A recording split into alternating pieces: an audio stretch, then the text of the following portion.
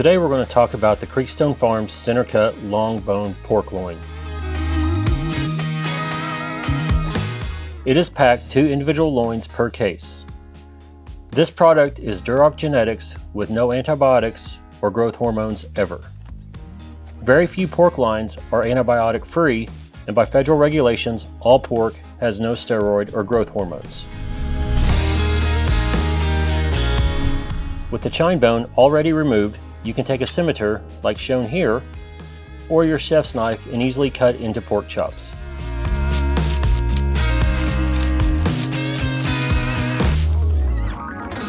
After we cut this loin into nice thick chops, we'll go ahead and French a couple to show a different application.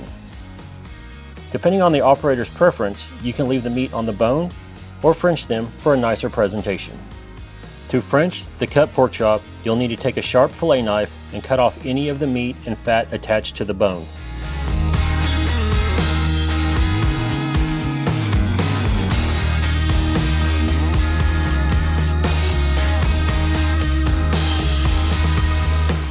Now let's season a couple up and toss on the grill.